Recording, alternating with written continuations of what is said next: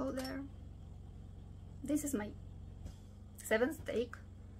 I wish I made a script, but there are too many thoughts and emotions to put it in a line. Probably why I'm taking 7 takes exactly.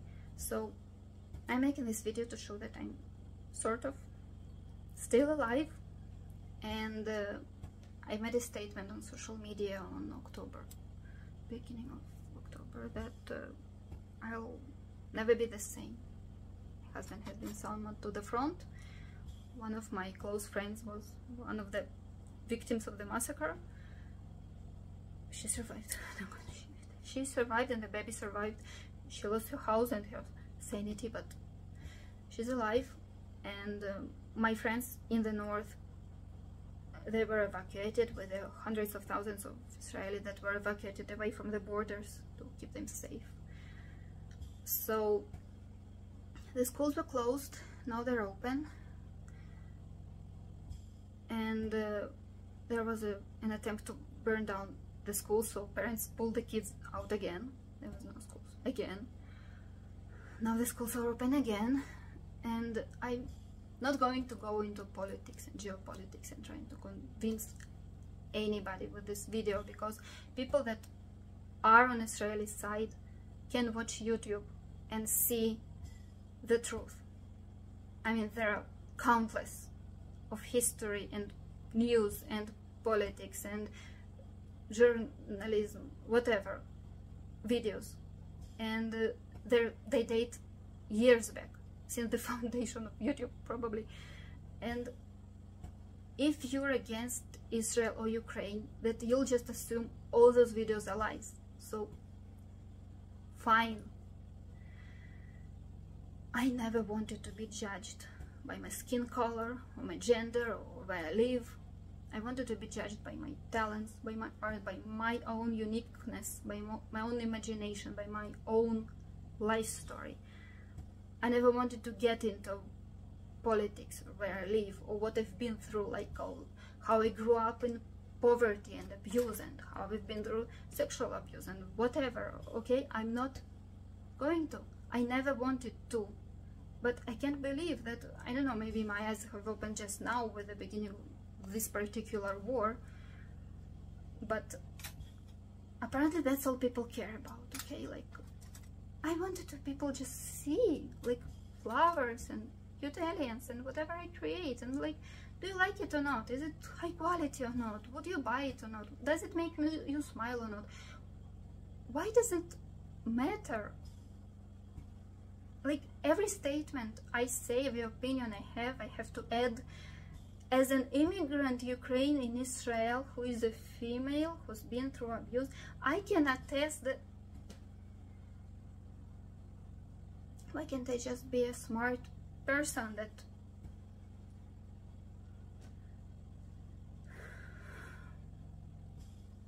I'm not trying to. I don't want to convince everybody. Seriously, I don't care. I'm used to it. I'm used to hatred, and based on my skin color and gender and ethnicity, religion, whatever. I'm not religious, by the way. I'm an atheist, but who cares? So I needed to make this video to show that I'm sort of still alive, and I can't let the enemy break my spirit. So of course I stopped creating after seeing all these horrors. Of course they broke me, like Bucha broke me in Ukraine. Of course this broke me. My friend was through it, and I couldn't bear, and of course it resonated with my traumas. Of course I keep thinking what they've been through.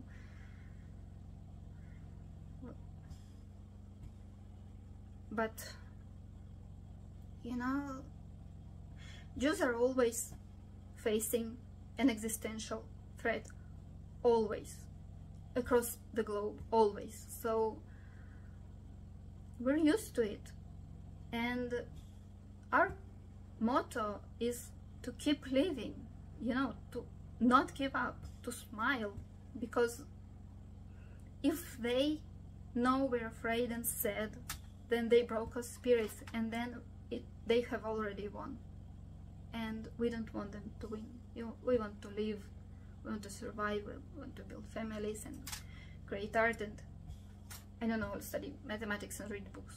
That's what we want, okay? And we will. So I've decided not to turn down a charity event that I've been called to.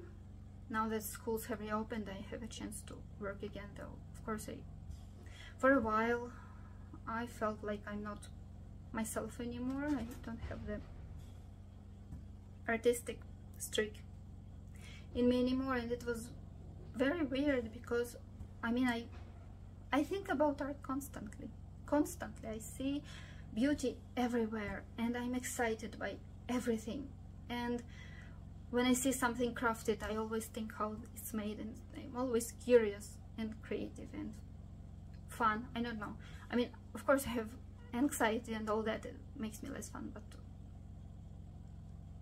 when I don't on the good days.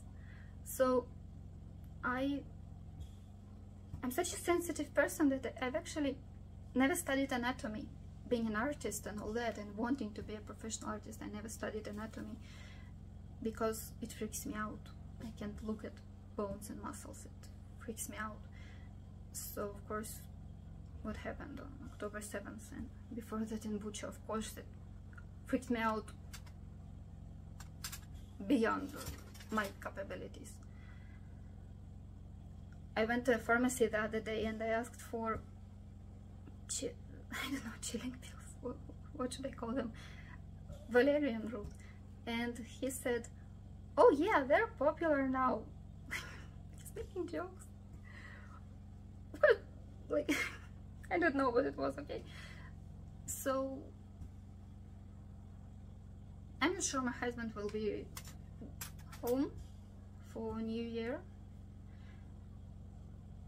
but the charity event is close to the date, so I decided if he won't be home, then I'll take my kids with me, because the event is pretty close to home. We'll only have to take one bus, and I'll go there. So I started sort of remembering, forcing myself to remember who I was before all that. Not only war in Israel, before war in Ukraine as well. Who I was, who I used to be. And I forced myself to just sit down and create. And I made this heart, and tomorrow I'll make more, promise to myself. And I'll take all that to the charity event, and I hope, you know, if it puts a smile on somebody's face, I don't care if they buy it, if it makes them smile, okay, then it's been worth it. And I really need to start lifting people up, because like that's what artists are for, right? Like they're supposed to be the inspiring, the happy, the in awe and excited and curious, and supposed to lift people up with creating beautiful pictures to put on people's walls, and beautiful and now t-shirt designs. And I really have to do that. I really have to get out of that sad cocoon and not let the enemy win. So